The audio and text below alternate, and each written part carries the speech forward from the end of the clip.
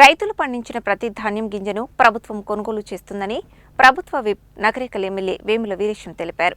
రైతులు ఎవరూ అధైర్యపడవద్దని, ప్రభుత్వం అండగా ఉంటుందని చెప్పారు.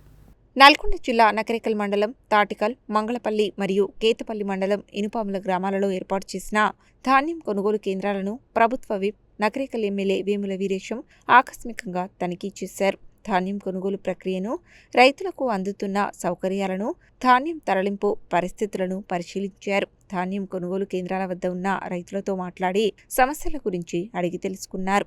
ఈ సందర్భంగా ఆయన మాట్లాడుతూ, ధాన్యం కొనుగోళ్లపై ప్రభుత్వం నిరంతర పర్యవేక్షణ చేస్తోందని, కొనుగోలు చేసిన ధాన్యానికి 48 గంటల్లోపు రైతుల ఖాతాలలో డబ్బులు జమ చేస్తుందని తెలిపారు. ప్రతిపక్ష పార్టీలు కావాలనే రాద్ధాంతం చేస్తున్నాయని, గత ప్రభుత్వ హయాంలో జూన్ నెల వరకు కూడా ధాన్యం కొనుగోలు సక్రమంగా నిర్వహించలేదని విమర్శించారు. తమ ప్రభుత్వం మాత్రం రైతుల పక్షాన నిలబడి పనిచేస్తుందని అన్నారు.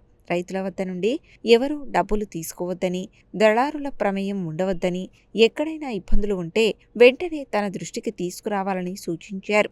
ఎమ్మెల్యే వెంట వ్యవసాయ శాఖ, పౌర సరఫరాల శాఖ అధికారులు, మార్కెట్ కమిటీ ప్రతినిధులు, స్థానిక నాయకులు ఉన్నారు.